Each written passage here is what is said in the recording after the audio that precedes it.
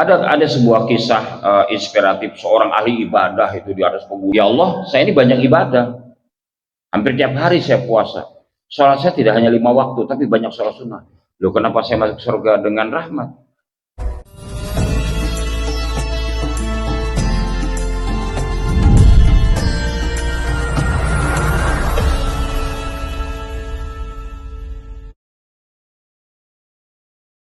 Assalamualaikum warahmatullahi wabarakatuh. Alhamdulillahilladzi arsala rasulahu bil huda wa dinil haqqi liyuzhirahu 'ala dini kullihi wa kafa billahi syahida. May yahdihillahu fahuwal muhtadi wa may yudlil falam tajid lahu waliyyan mursyida. Wassalatu wassalamu 'ala man ihtada al habibil mustafa wal mustaba habibina wa syafiina wa qurrati a'yunina wa karimina Muhammadin sallallahu alaihi wasallam wa ala alihi washabihi ajmain wa ba'du. Jamaah sekalian, puji syukur kepada Allah Subhanahu wa taala, kita kasih nikmat sehat ya, kita bisa puasa di bulan Ramadan, kasih nikmat iman Islam. Salam dan salam semoga senantiasa Allah limpah curahkan kepada Rasulullah Muhammad sallallahu alaihi wasallam. Semoga tercurah juga kepada keluarga, sahabat dan para tabi'in. Di pertemuan yang pertama kita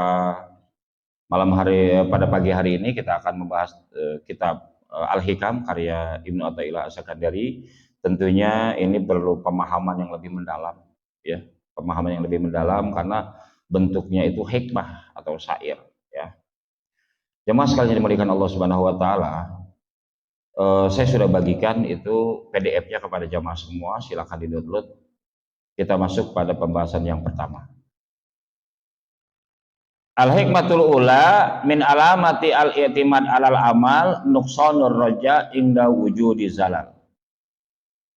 Termasuk ciri-ciri orang yang berpegang teguh dengan amalnya, kurangnya pengharapan ketika terjadi kesalahan.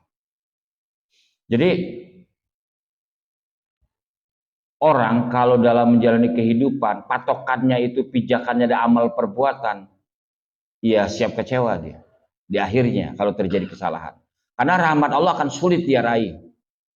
Ketika kita ada masalah dalam kehidupan, maka rahmat Allah itu sulit diraih. Nuqsanur raja, berkurang itu harapannya kepada Allah. Kan dari awal salah pegang teguhnya.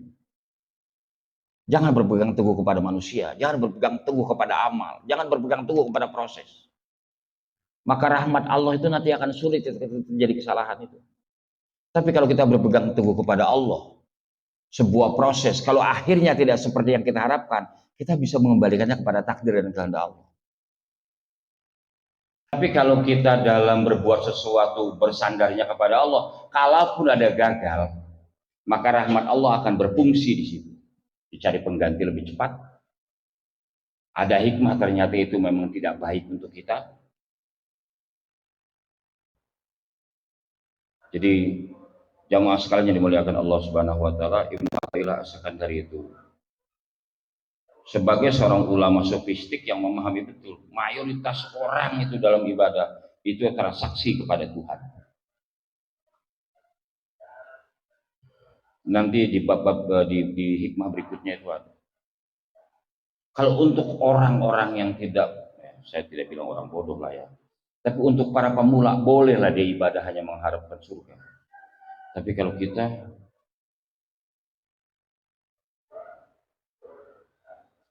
jangan melakukan perzinahan, jangan berzina.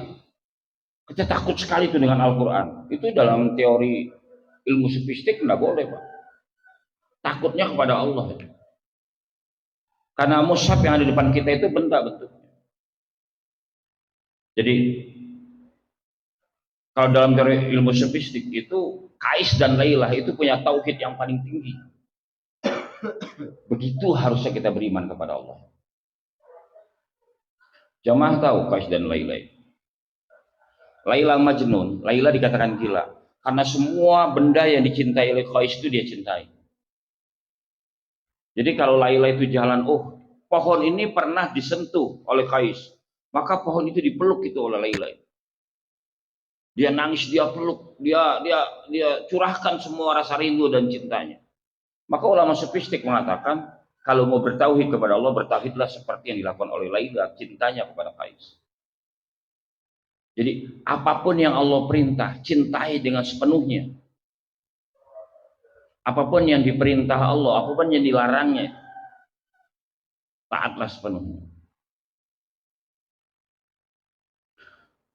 Orang kalau dia berpegang teguh hanya kepada proses, orang yang yakin dengan amal ibadahnya. Jelas-jelas Pak di awal dikatakan itu, kita tidak akan pernah masuk surga dengan amal perbuatan. Udkhulul jannata bi rahmati, masuklah surga dengan rahmat. Ada sebuah kisah inspiratif seorang ahli ibadah itu di atas pegunungan, tidak ada dosa maksiat yang dilakukan. Dia nggak ketemu perempuan, dia nggak ketemu barang syubhat, semua yang dia makan yang dia tanam.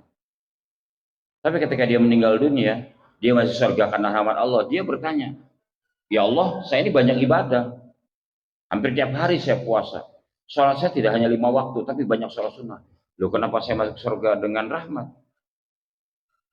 Kenapa saya masuk surga dengan rahmatmu? Dan terus ibadah saya kemana? Tadi dipretelin, itu belum dipretelin banyak-banyak. Loh, kamu dengan cara kamu di hutan menghindari maksiat, kamu merasa lebih bersih. Itu sudah hilang semua amal ibadah. Itu jamaah sekalian yang Allah SWT. Jadi jangan sekali-kali mengandalkan amal perbuatan untuk meraih rahmat Allah. Jangan sekali-kali mengandalkan kecerdasan untuk hidup sukses. Jangan sekali-kali mengandalkan apa yang kita punya untuk bisa meraih apa yang kita mau dalam doa maupun dalam usaha. Kalau kita mau memurnikan hati kita, kalau kita mau tasbiyah, maka bersandarlah kepada Gusti Allah. Kenapa itu Imam Ghazali membagi puasa menjadi 3? Karena tujuan puasa sering sekali saya katakan, kalau puasanya kagak makan kagak minum, siapapun bisa Pak, percaya. Itu saudara-saudara kita yang non muslim itu banyak sekali yang ikut puasa itu, karena suka dengan puasa itu, sehat puasa itu. Maka kalau puasa orang awam nggak makan nggak minum, terus ketika buka puasa itu apa aja ada, ya sudah itu puasanya orang awam. Dia puasa tapi dia pikirkan apa yang nanti buka untuk apa, itu udah puasa orang awam. Karena puasa hawasul hawas, puasa yang dimaui oleh syariat. Bukan hanya makan dan minum, karena makan minum itu hanya simbol Pak. Itu titik awal, titik akhirnya itu semua jawari kita puasa. Bukan hanya jawari, hati juga puasa.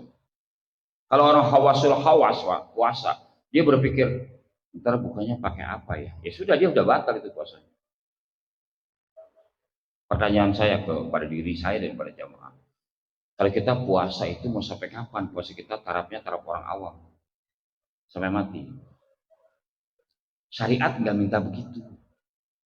Syariat nggak minta puasa itu nggak makan, nggak minum, nggak berhubungan dengan istri, terus kelar. Nggak begitu. Maka diberi tahapan-tahapan. Ada puasanya nggak batal tapi pahalanya hilang. Ada tahapan-tahapan begitunya untuk sampai kepada tujuan puasa yang hakiki. Gitu ya Pak. Jadi kenapa orang habis nyalek kemudian dia gagal bisa gila? Kenapa orang kalau dia jatuh cinta kepada seorang wanita begitu melamar ditolak dia bisa gantung diri? Itu. Saya punya teman itu baik sekali. Ya, kalau keilmuan skala ilmu saya itu. Tapi begitu dia melamar seorang wanita kemudian ditolak, itu nama anak gadis itu ada di tangannya itu. Dia bikin kaki silet. Darahnya itu ngalir tapi dia nggak nangis. Karena sakit hatinya lebih kuat daripada sakit darah keluar itu. Min alamatil i'timad alal amal. Jangan ya Pak. Saya dan kita semua nanti terjebak seperti yang Allah pesan dalam Al-Quran, yahsabuna annahum yuhsinuna sun'a. Begitu menghadap Allah, loh kok jatuhnya neraka, terus ibadah saya kemana, sholat saya kemana, puasa saya kemana? Karena puasanya, ibadahnya, sholatnya itu targetnya bukan karena untuk meraih ridha Allah.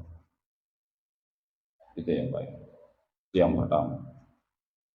La haula wa la quwata illa billah. Perkuat aja itu.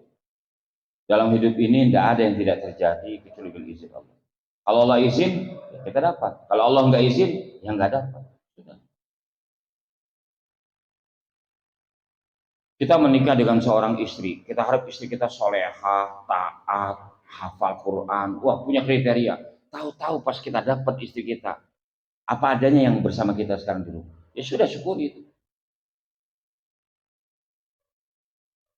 Jadi al-itimad al-amal, amal itu ada 3 Pak. Pertama amal syariah, kedua itu amal tarikah, yang ketiga itu amal hakikah. Kalau amal syariah itu li islahil jawari, memperbaiki kita punya panca indera.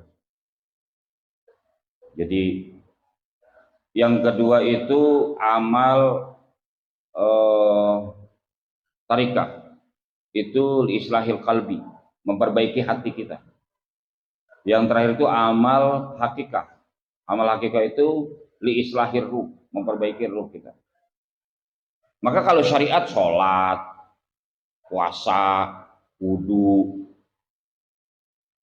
bagaimana mata kita itu tidak melihat yang diharamkan oleh Allah, itu amalan syariah. Bagaimana mulut kita tidak mengatakan yang dilarang oleh Gusti Allah, itu amal syariah. Bagaimana tangan kita tidak mengambil sesuatu yang bukan hak kita, itu amal syariah. Dia bisa hilang dengan taubat dan istiqomah. Dosa yang pernah terjadi karena panca indera kita, itu bisa hilang dengan taubat, bisa hilang dengan istiqomah. Istiqomah dalam taubat. Itu memperbaiki jawari kita. Yang kedua itu amal tarikah. Li islahil qalbi, hati kita. Jangan iri. Itu kan susah adanya itu. Jangan dengki, itu adanya di hati semua. Syukuri nikmat yang Allah berikan kepada saudaramu, maka nikmat itu akan juga jadi milikmu suatu saat. Kita memahami nasihat mulia ini seperti apa? Nanti transaksional kita kepada Gusti Allah. Kalau umpamanya Bang Jaka baru naik golongan, selamat ya Jaka, mudah-mudahan bisa jaga amanah. Oh iya Pak Ustadz, makasih. Kita mengatakan itu dengan harapan suatu saat, kalau kita mensyukuri nikmat yang Allah berikan sama dia, nikmat itu jadi anak kita nantinya. Itu transaksional kita pada Tuhan. Nanti Pak, itu di Ibnu Athaillah itu di hikmah yang berikutnya itu ada, jangan ajari Allah tentang kebaikan. Itu ada itu. Kita ketemu nggak dengan bab itu? Karena cuma berapa kali, 3 kali pertemuan ya. Ya Allah, ya Allah, tolong saya jangan sampai keluar dari kerjaan ini. Saya wajib menafkahi anak saya ya Allah. Wah itu dalam cara Ibnu Athaillah loh. Allah jangan diajari kebaikan gitu. Kalau Setiawan Jernih Pak itu mualaf. Allah ya alhamdulillah sudah wafat. Dulu ketika saya masih ingat beliau pernah bilang begini. Jangan hanya karena kita sudah ibadah kepada Allah, kita sudah berusaha jadi orang soleh kepada Allah, terus Allah kita atur maunya kita. Ya Allah nih saya udah ibadah nih, tolong hati saya dibikin tenang. Ya Allah saya udah sedekah nih, rezeki saya kudu berkah ya. Gitu. Jadi kita karena kita sudah melakukan kewajiban, terus Allah kita atur maunya kita. Amal syariah, amal thariqah, yang terakhir itu adalah amal hakikah. Amal hakikah itu islahir ruh, untuk memperbaiki ruh. Kenapa? Kita semua harus kembali kepada Allah dalam keadaan husnul khatimah. Berusahalah untuk itu. Siapa yang umurnya di atas 40 tahun, itu udah selesai Pak. Masa pertumbuhan gigi udah nggak ada. Pengen lebih tinggi, itu nggak bisa Pak. Ya, Bang Yusuf mau jadi apa cita-citanya? Saya mau jadi camat, udah nggak bisa, umurnya udah 40. Kalau umurnya baru SD, SMP, SMA masih bisa. Mau jadi Pak Camat, mau jadi Pak Lurah, itu masih bisa. Istilahnya gitu. Cita-cita menjadi apa? Ya. Mau saya tanya, Bang Hamdani mau jadi apa? Doain saat saya menjadi dokter, Bang agak bisa. Nah, amal hakikat kita adalah kita kembali kepada Allah dan pada husnul. Itu yang pertama. Saya ingin mendidik diri saya dan semua jamaah yang hadir, jangan sampai terjebak kita dengan berpegang teguh kepada amal perbuatan. Berpegang teguhlah kepada rahmat Allah. Walaupun kita dituntut ibadah yang harus maksimal, harus sempurna. Sholatlah sholat yang sempurna, puasalah puasa yang sempurna. Gitu ya Pak. Saya kenal orang yang dia bilang saya ibadah bukan karena Allah. Oh, Ustaz, kenapa? Saya ibadah karena saya sering diejek sama istri saya. Kamu itu orang-orang di musola, kamu mana pernah kamu sholat? Kamu mau sampai kapan juga nggak bisa ibadah itu? Rajin sekali ke musolanya. Ternyata bukan lillahi ta'ala. Dia ke musola karena dia itu menjawab tantangan istrinya. Ya walaupun dalam bahasa orang awam, tahap-tahap awam boleh. Tapi untuk jangka panjang nilai ibadah kita kepada Allah, jangan. Inna sholati wa nusuki wa mayaya wa mamati lillahi rabbil alamin. Ya sudah gitu. Ya. Kalau belum dikasih ujian, belum terbukti. Terbuktinya itu kalau sudah dikasih ujian. Karena hal-hal yang baik siapapun mau. Gitu ya.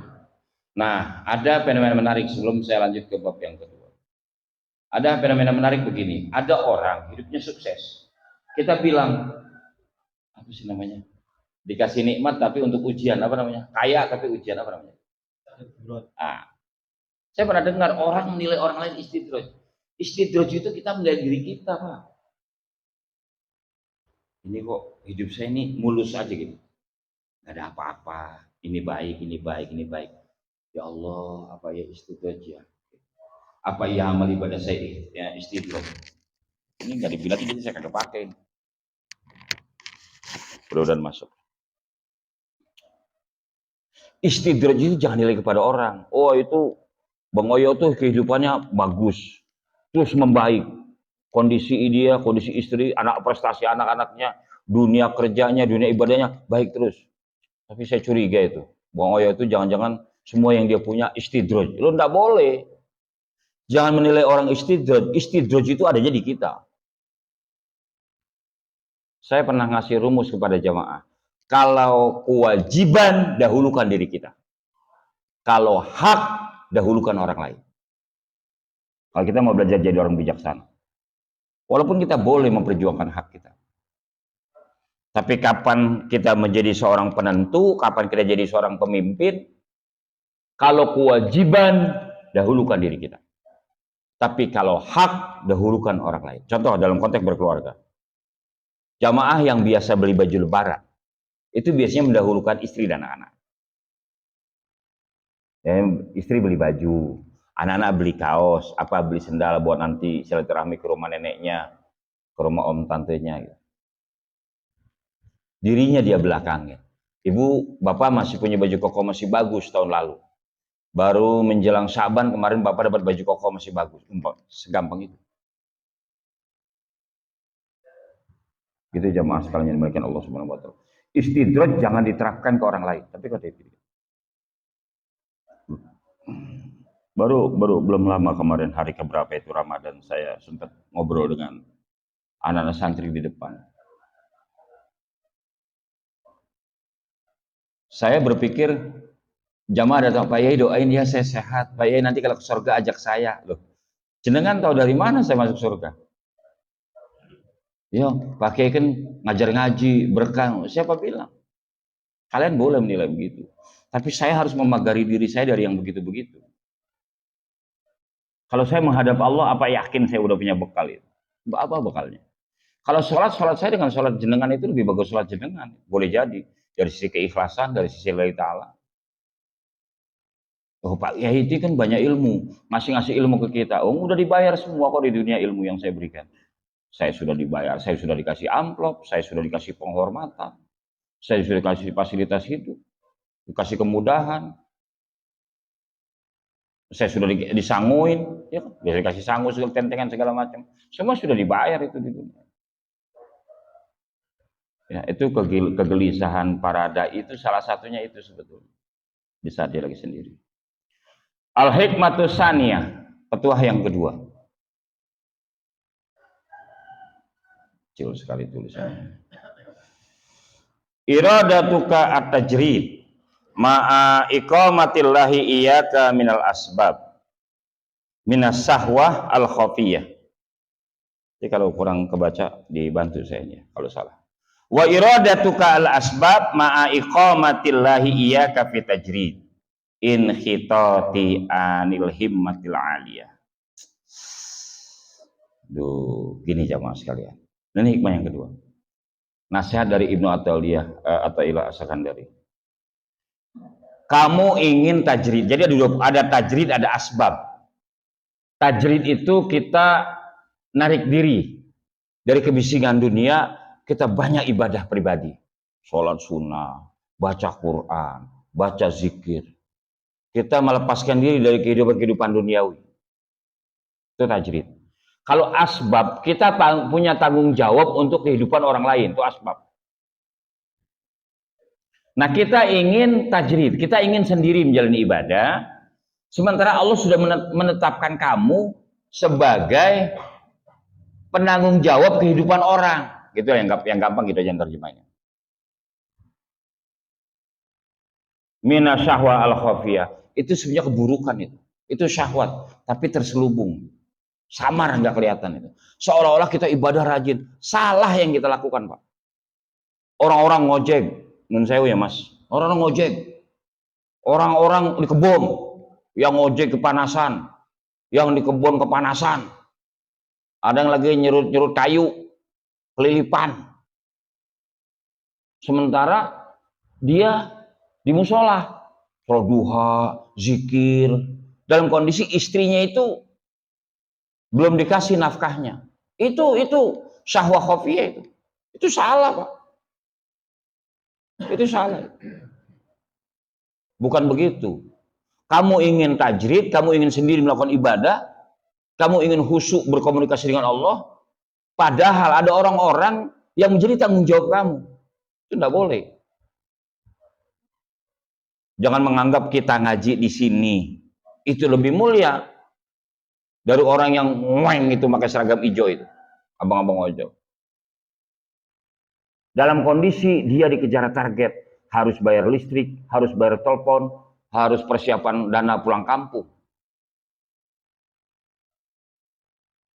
Pernah Rasulullah itu sedang menyampaikan wahyu, tahu-tahu ada sahabat lewat itu.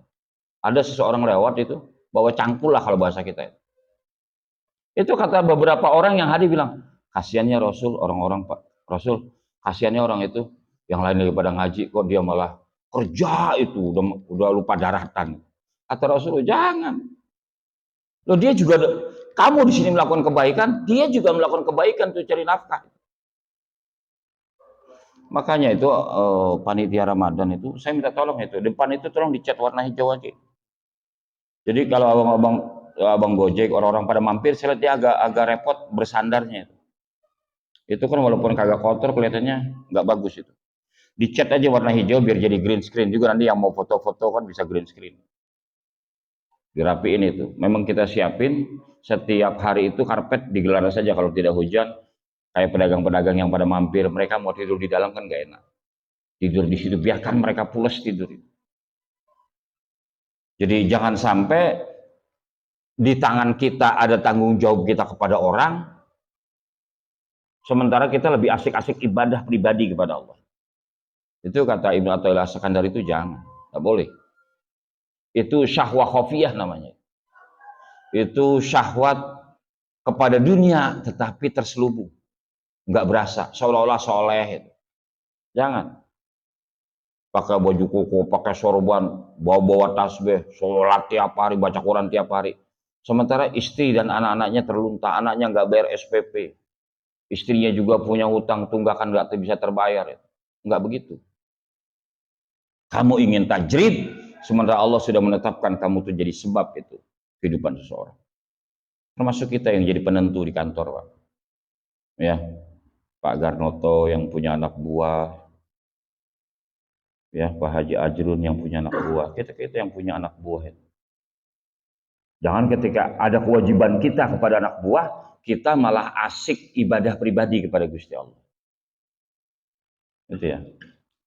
Anak buah sakit, dirawat, wah kita ada hak dia untuk dijenguk, ada hak dia untuk sekedar ditanya gimana keadaannya. Iradatuka tajrid ma'a iqamatillahi iyyaka minal asbab. Allah sudah tetapkan kamu sebagai sebab kehidupan seorang, tapi kamu milih tajrid. Itu minas syahwa al khafiyah. Salah, Pak. Jangan dilakukan itu. Ya. Di bait yang sama, iradatuka asbab ma'a iqamatillahi wa iyyaka minat tajrid inhitati anil himmah al aliyah. Kita ini maunya itu bertanggung jawab kepada orang. Padahal Allah sudah tetapkan kamu itu tajrid. Itu akan menjadi kemerosotan kita untuk meraih kehidupan mulia di akhirat. Gini contohnya. Kita udah nggak produktif, Pak. Kita sudah sepuh, kita sudah pensiun, kita udah nggak produktif. Apa aja kita campurin. Ada orang kerja gini kita komentari, kerja ini kita komentari, ini kita campurin gitu. Ma'iko matillahi iyaka minat tajrid. Padahal Allah berharap kamu sudah selesai itu. Kamu nggak ada kewajiban. Sudah jalani aja itu kehidupan kamu.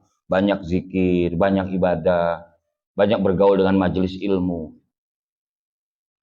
Kalau sudah waktunya kamu dekat kepada Allah, tetapi kamu memiliki kesibukan yang bukan kewajiban kamu, inhitot, apa katanya? Anil himmah al aliyah. Kamu itu merosot, mundur itu dari target mulia kehidupan akhir nantinya. Saya sudah bilang jemaah, kalau usia masih life begin on 40. Hidup kita kalau masih di bawah 40, nun sewu ya, masih ada pemakluman. Tapi kalau sudah 40 udah nggak ada pemakluman itu. Sudah nggak boleh.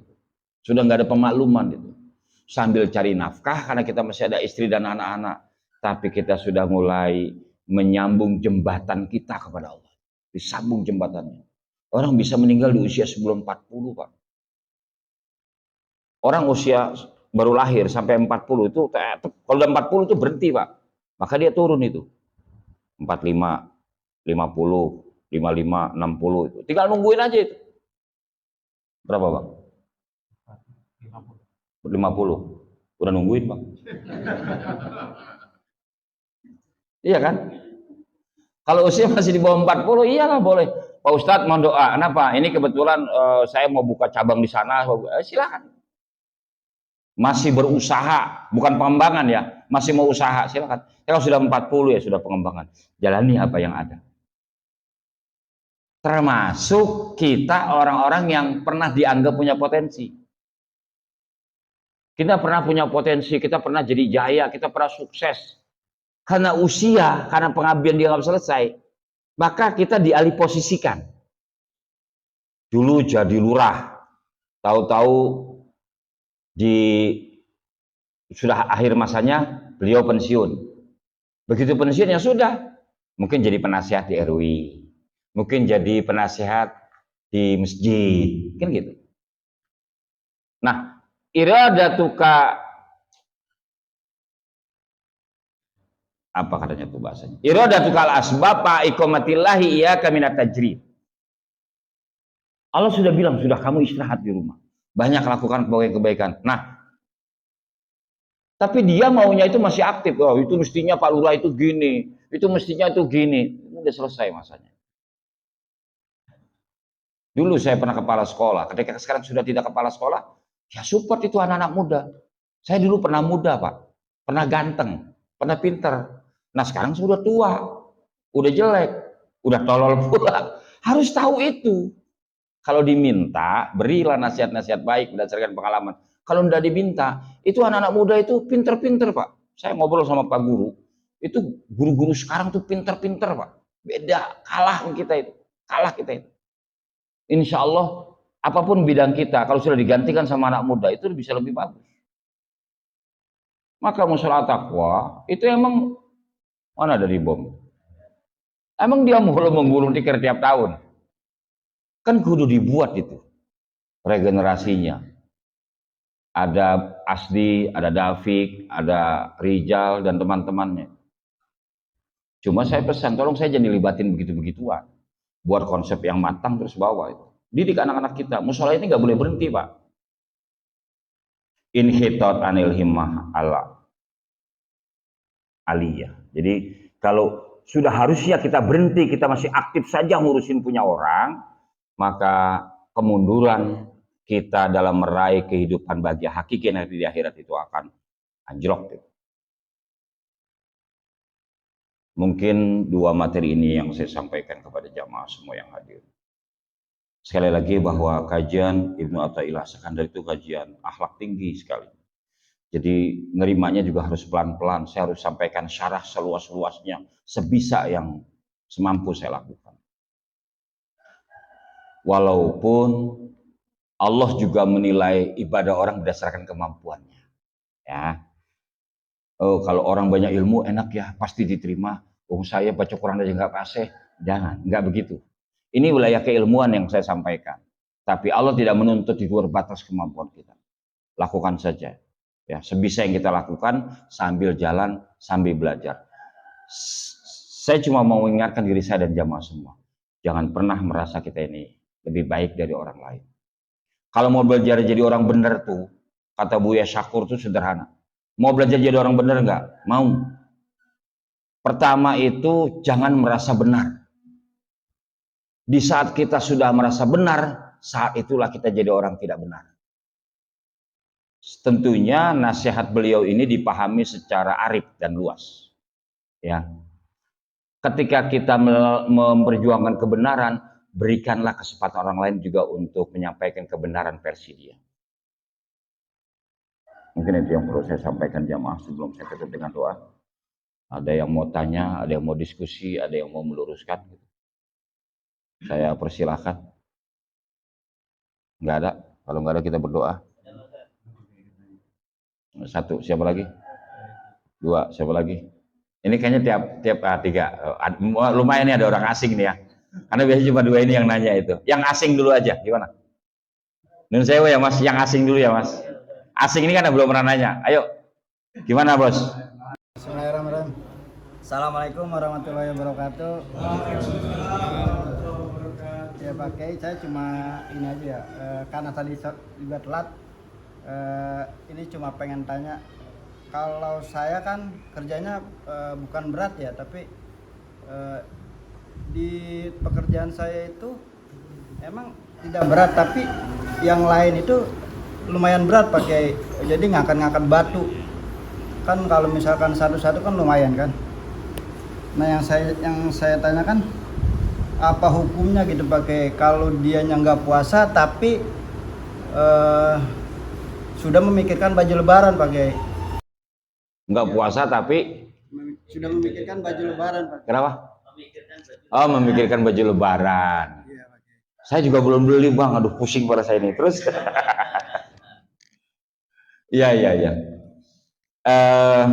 Bedakan ya bang, takdimul ibadah anil adat. Jadi bedakan antara ibadah dan adat istiadat. Ya, kalau baju lebaran tuh adat istiadat. Baju lebaran, numbuk kuli, kue Cina itu adat istiadat. Ya, dan menurut saya adat istiadat itu dilestarikan. Ya, kalau bisa dilestarikan. Gitu. Bikin uli, bikin kue Cina, bikin dodol, atau mungkin kue-kue rongginang apa. Yang kuning-kuning itu kayak telur kecil-kecil apa sih namanya? Nah, apa? Ah, nastar itu. Silakan aja. Cuma saya cerita dulu pribadi, saya kalau istri saya bikin nastar tuh saya nggak suka. Kasihan. Puasa-puasa bikin nastar itu rambutnya udah kayak megaloman pada berdiri. Aduh, saya bilang, sudahlah bunda, beli saja. Kita bantu pedagang itu, beli saja. Kata istri, katanya lain bang, antara beli dengan bikin. Walaupun kadang-kadang orangnya kecil-kecil bikin, dia bikinnya udah nyolonjong, udah gede. Jadi makan dua juga kenyang gitu ya. Saya bilang udah beli aja, gitu ya. Jadi kalau soal makanan, soal baju lebaran itu adat ya. Itu sudah selesai. Kalau kita tuh harusnya sudah selesai. Kita ya di kita udah selesai. Kalau kita main, kita lebaran ke rumah Mas Heri, tahu-tahu nggak ada kue lebaran, kita udah selesai, Bang. Gimana sih Mas Heri, lebaran kok nggak ada kue, cuma air minum aja.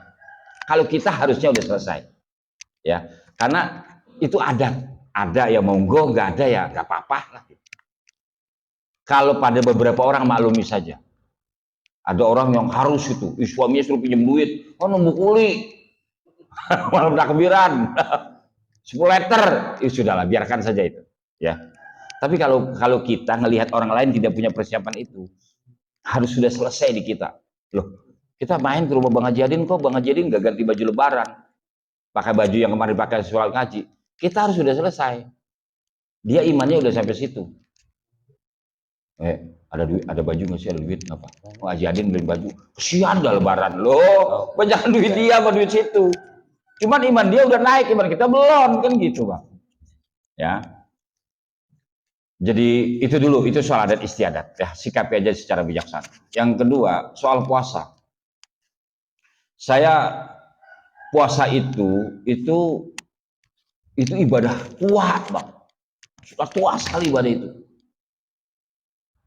Kama kutiba alal lazina min qablikum, orang terdahulu juga puasa.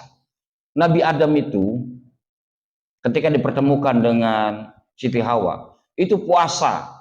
Ada 2 puasa yang dia lakukan. Yang pertama 10 Muharram beliau puasa. Ada kaul yang mengatakan beliau puasa 3 hari setiap bulan. Jadi puasa itu sudah ada sejak zaman dulu. Nabi Musa begitu selamat dari kejaran Fir'aun, itu puasa itu 10 Muharram. Lama qadima Rasulullah SAW Madinah, fara'an al-yahud yasumuna.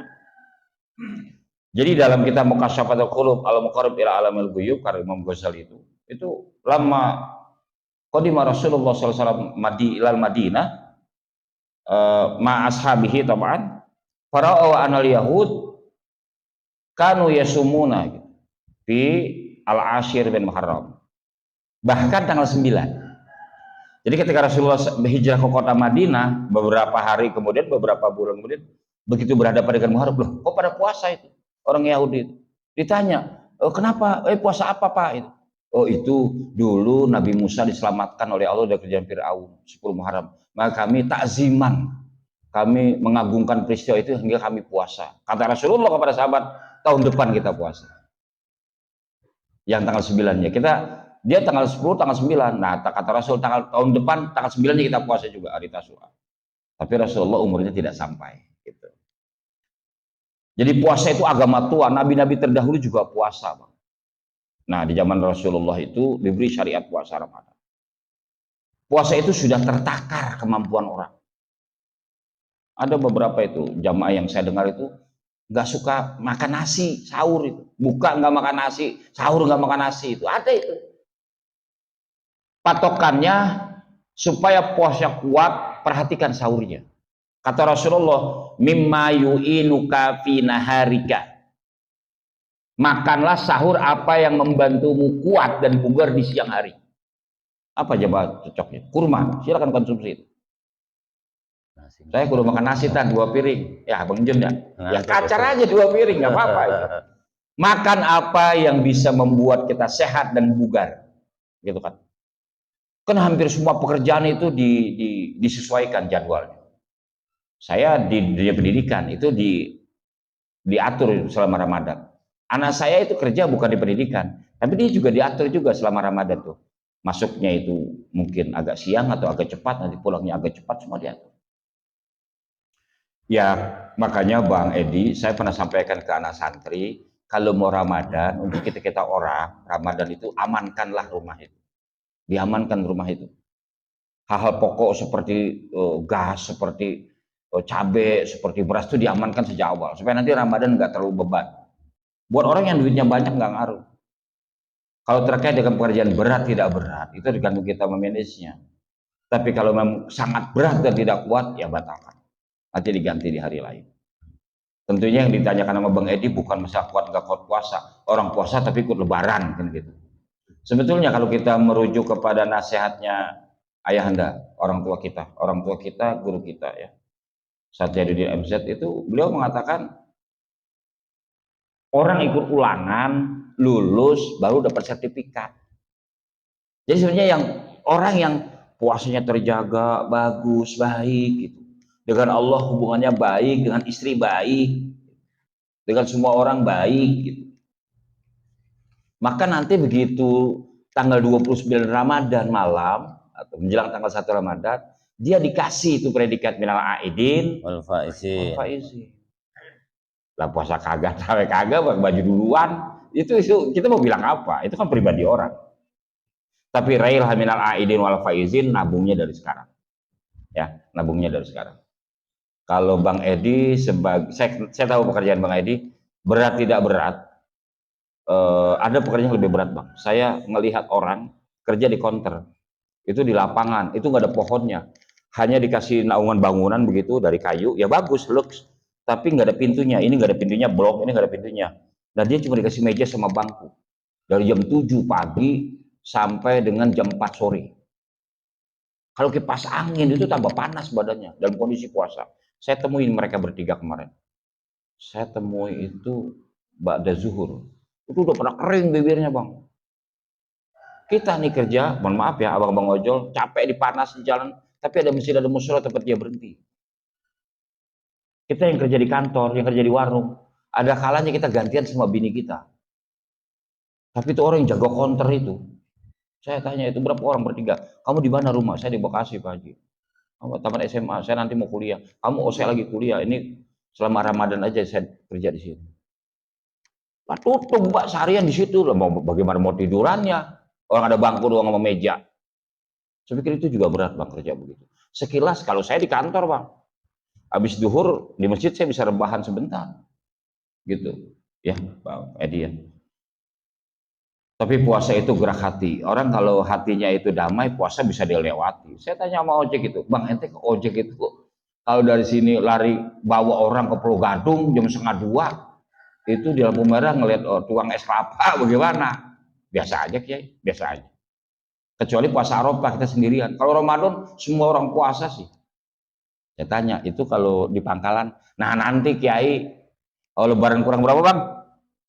Lebaran kurang seminggu, kurang 10 hari itu biasa, udah kayak di pasar. Lebaran kurang 10 hari itu di pangkalan itu biasa. Ini kesaksian dari teman-teman ya. Dan saya Buyan. Berikutnya. Ya. Assalamualaikum warahmatullahi wabarakatuh. Waalaikumsalam. Tadi Pak Ustaz menyampaikan tentang hikmah pertama itu kita dilarang bergantung kepada amal seperti yang disampaikan oleh Kanjeng Nabi, la yadkhulu jannata ahadukum bi amalihi. Tapi dalam Al-Qur'an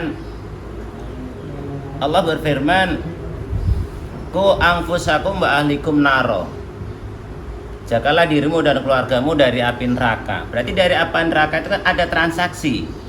Artinya perilaku baik yang harus diajarkan kepada diri kita dan keluarga kita supaya terhindar.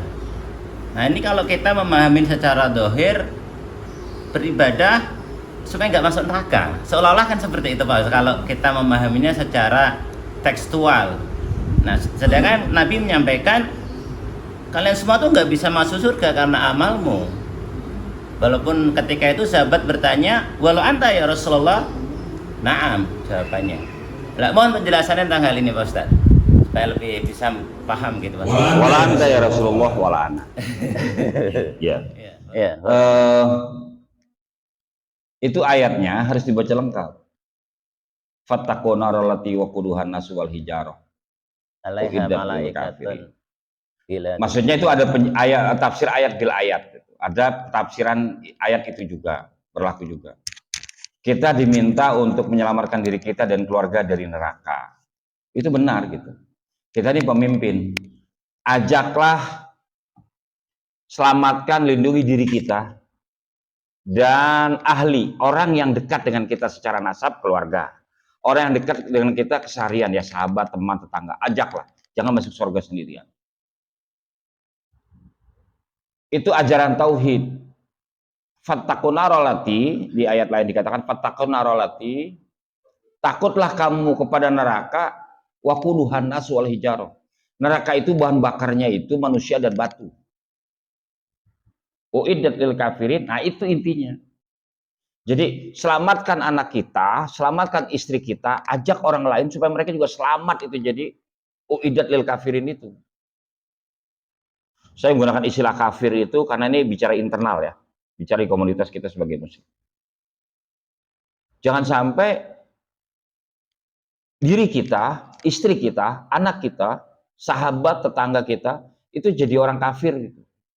Sebenarnya target akhirnya itu. Nah, kalau kita jadi orang kafir, maka kita siap jadi bahan bakarnya di neraka. Bahan bakarnya itu batu dan manusia. Ya, manusia yang tidak selamat dari siksa Allah itu. Kalau kita, itu kan penafsiran itu, transaksionalnya. Pada dasarnya, Allah itu hanya ingin menyampaikan kepada kita, ajak dirimu, ajak keluargamu itu, supaya selamat dunia akhirat, jangan menjadi penghuni nerakanya gitu. Nah, penghuni neraka itu uiddat lil kafirin. Jangan sampai keimanan itu terlepas dalam kehidupan. Saya itu nyebut kata kafir itu kurang nikmat, masalahnya kurang enak itu. Apalagi nih sosial medianya akan di-share. Ya gitu. Jadi selamatkan anak kita, selamatkan istri kita, selamatkan diri kita, selamatkan orang-orang yang menjadi ahli kita, komunitas kita itu. Termasuk orang-orang yang menutup hati dari kebenaran agama, kafir itu.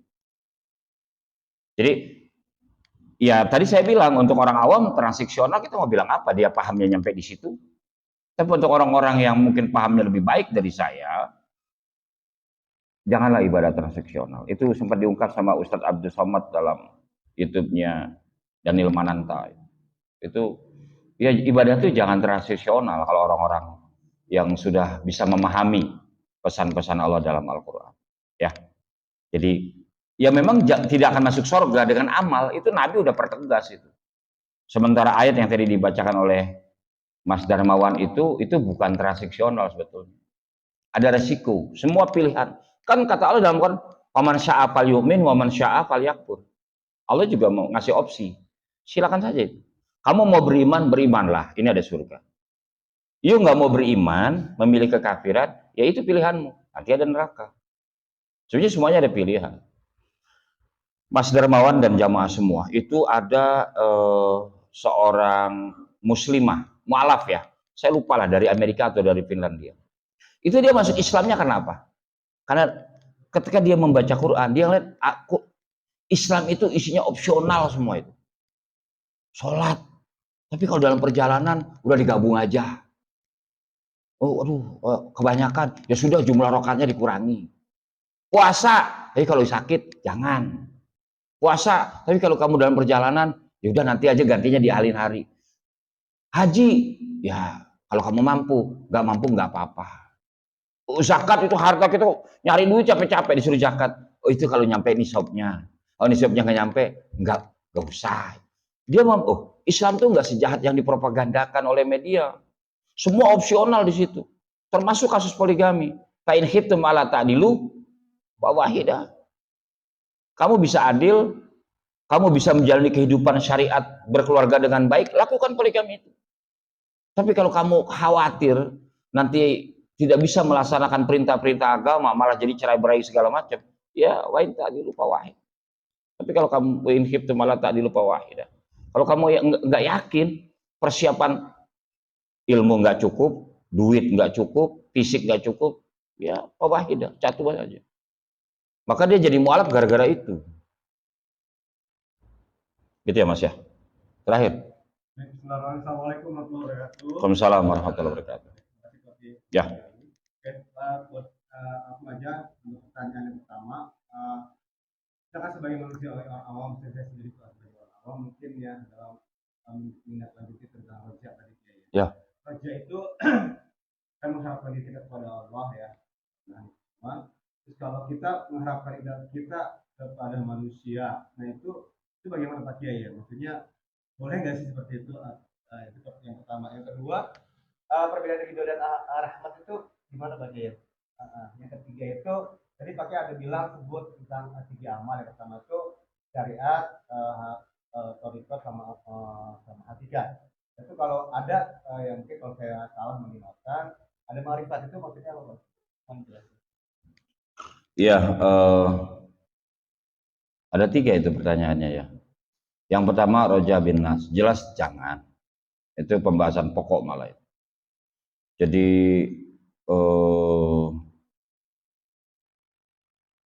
dulu saya coba ingat. Aduh, lupa ya. Jadi gini, min alamati al-itimad alal amal. Tidak boleh berharap kepada selain Allah itu jangan. Ya kepada kita berpegang teguh kepada manusia itu nggak boleh. Berpegang teguh kepada proses kita sendiri nggak boleh. Kita berpegang teguh, berpatokan, berpijak kepada selain Allah tuh jangan. Tapi kalau itu menjalin komunikasi silakan. Saya punya bisnis dengan Anda.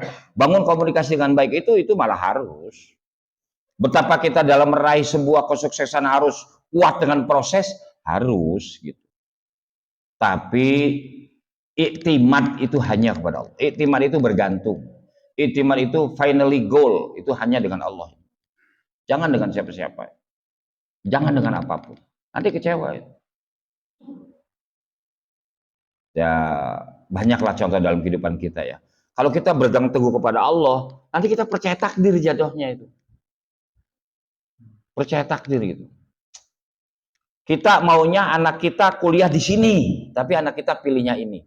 Kalau kita berpegang teguh kepada proses, berpegang teguh kepada amal, berpegang teguh kepada manusia, kita kecewa.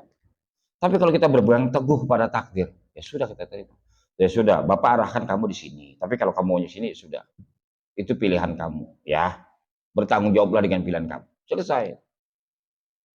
Anak saya ini kan laki-laki 1, Bang. Saya maunya kuliah itu di Jakarta. Istri saya mau kuliah di Jakarta. Tapi beberapa dua bulan yang lalu dia datang kepada saya dan istri di kamar. Bahasa anak sekarang. Dia bilang, "Ayah, Bunda, Dede betul-betul minta sama kalian berdua. Tolong ikhlaskan Dede keluar kota. Dede itu nggak bisa kalau kalian nggak ridho." Karena Dede punya pengalaman, kakak kelas Dede itu udah kuliah keluar nilainya bagus, juga nggak bisa, ujung-ujungnya di Jakarta. Begitu cari-cari, ternyata memang emaknya selalu berdoa minta di situ. Kata dia, Dede harus lepas dari stereotip kakak itu sekolah di sini, Dede di sini, sekolah sini, Dede jangan ikutin kakak deh, biar kakak di sini punya dunianya, Dede mau di sini. Jadi Dede minta tolong sama kalian berdua, tolong ridhoi, tolong ikhlaskan. Ya sudah, saya sama istri bersepakat. Jadi pada akhirnya kita percaya dengan takdir. Itu pilihan anak saya, dan teori ilmu psikologi mengatakan anak kamu itu hanya SD, SMP, SMA itu udah bukan anak. Dia punya kehidupannya sendiri, diajak jalan-jalan juga udah nggak mau, itu kan punya kehidupan sendiri lah. Yang kedua, antara rahmat dengan ridho beda. Kalau ridho itu bunga, ridho itu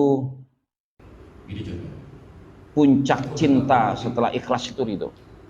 Kita sudah sepuh, kita sudah pensiun, kita udah nggak produktif. Makanya ya ayat ini kalau saya lupa diingat, ya ayat Tuhan nafsu, ya ayat Tuhan nafsul mutmainnah irji ila rabbiki radiyatan mardiyah. Jadi kalau menghadap Allah tuh kita harus ridho, kita juga meraih ridhonya Allah. Baliklah kamu kepada Allah dalam keadaan yang lega. Allah juga lega dengan kamu. Kalau rahmat itu dari Allah diberikan itu. Kalau ridho seperti itu penganugerahan, bukan penganugerahan. Ridho itu Allah tuh legowo dengan apa yang kita lakukan. Kita melakukan sesuatu dengan target yang Allah mau, itu ridho. Kalau puasa kita mau ridho Allah, puasalah seperti yang Allah mau. Kalau sholat kita mau diridhoi Allah, sholatlah seperti yang Allah mau. Tentunya melalui lisan para nabi, melalui lisan para guru-guru, para ulama yang ngajarin kita. Ilustrasi sederhananya begini, Pak. Ada orang tua, punya anak 1, 2, 3, 4. Orang tua itu akan kalau anak, ya semua orang tua sayang anak lah ya. Semua orang tua sayang anak. Tapi orang tua yang meridhoi anak, satu aja paling diridhoi, itu beda. Kalau anak yang ini, dia minta, Pak, ada duit nggak? Aku mau beli mobil, duitnya kurang. Kamu nggak bisa tabungan? Ada, Pak, udah habis, gimana ini? Kurang berapa? Kurang sekian.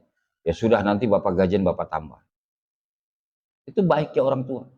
Pak, aku kayaknya terlibat utang nih Pak, pinjol. Kena berapa? Sekian. Makanya jangan diulangi. Kalau apa-apa tuh jangan suka bergantung gitu. Nah, berapa udah sekian? Ah ini. Tapi kalau anak orang tua ridho sama anak itu, kamu kok mobil kamu udah kayak gitu leh kerja? Iya pak, enggak ganti.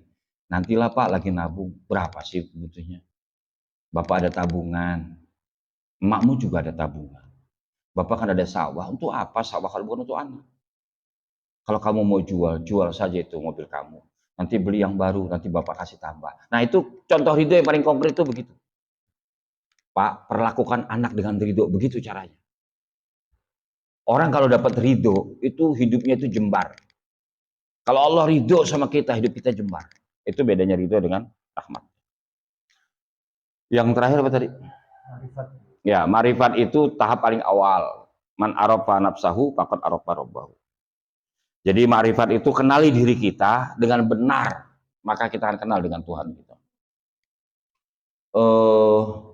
Kalau kita sudah kenal dengan diri kita, dari mana kita berasal, apa misi kehidupan kita, sampai dari mana bermula dan sampai kapan berakhirnya, maka kita akan kenal dengan jati diri Tuhan kita. Man arafa nafsahu faqad arafa rabbah. Itu ada nasihat bagus begitu bentuknya. Untuk menggambarkan ma'rifat. Kenali. Kenali. Jamaah closingnya begini. Terakhir tadi malam itu ada tamu. Saya ngobrol ada tamu ke rumah saya. Cerita lah itu. Bahwa rumah tangga itu dia ada konsultasi rumah tangga. Rumah tangga itu tidak bisa Pak dibangun oleh satu orang. Rumah tangga itu dibangun oleh afrad ailah ala maujudah fiha. Rumah tangga itu dibangun dengan orang yang ada di dalamnya. Suami berusaha membangun rumah tangga yang baik, istri berusaha membangun rumah tangga yang baik, anak-anak juga berperan membangun rumah tangga yang baik. Nah, Ramadan ini momentumnya kita memperbaiki semua. Ya, kita belajar 2 bait syair memang agak berat. Saya juga nerjemahinnya agak susah, menjelaskannya agak susah karena kalimatnya ini kalimatnya itu langka, kosakatanya langka. Ya, tidak apa-apa kita belajar pelan-pelan. Semua sekalian mari sama kita tutup dengan berdoa kepada Allah Subhanahu wa taala. Mudah-mudahan nanti kalau ada evaluasi terhadap kegiatan ini bisa sampaikan ke Mas Darmawan ya. Mungkin terlalu lama, mungkin terlalu cepat, mungkin ada yang perlu diperbaiki, tolong sampaikan ke Pak Darmawan, saya ikut aja, saya manut aja ya. Tapi pesan saya, siapkan seminggu sekali kita habis subuh nggak langsung tidur. Toh kita punya banyak waktu habis subuh tidur, nanti setelah ini juga setelah sholat isyraq, setelah sholat duha kita juga bisa. Isyraq sudah masuk tadi. Astagfirullahaladzim. Allahumma salli ala sayyidina Muhammadin fil awwalin wal akhirin barik wa sallim radhiyallahu ta'ala an kulli sahabati rasulillah ajma'in. Alhamdulillahirabbil alamin hamdan na'imin hamdan syakirin hamdan yuwafi ni'amahu wa yukafi mazidah ya rabbana lakal hamdu kama yanbaghi li jalal wajhikal karim wa 'azimi sultanik. Allahumma salli ala sayyidina Muhammad wa ala ali sayyidina Muhammad salatan tusahhiluna wa tuballighuna biha ziyaratal maqah al mukarramah wal madinah al munawwarah wal ka'bah al musyarrafah wal hajja bi arafah. Allahumma tawwil umurana, Allahumma tawwil umurana, Allahumma tawwil umurana wa sahih ajsalana wa nawwir qulubana wa sabbit imanana. Allahumma innaka afuwwun karim tuhibbul afwa fa'fu anna. Allahumma innaka afuwwun karim tuhibbul afwa fa'fu anna. Allahumma innaka afuwwun karim tuhibbul afwa fa'fu anna ya karim. Rabbana ighfir lana dzunubana wa dzunuba walidina warhamhum kama rabbawna shighara. Tabi bainana wa bainahum bil khairati rabbighfir warhamhu wa anta khairur rahimin. Rabbana hab lana min azwajina wa dhurriyyatina qurrata a'yunin waj'alna lil muttaqina imama. Rabbana atina fid dunya hasanah wa fil akhirati hasanah wa qina adzabannar. Sallallahu ala khairil sayyidina Muhammadin walhamdulillahirabbil alamin. Qabul. Demikian jamaah, kurang lebih mohon maaf. Kalau bisa ya salat duha hari ini ya. Assalamualaikum warahmatullahi wabarakatuh.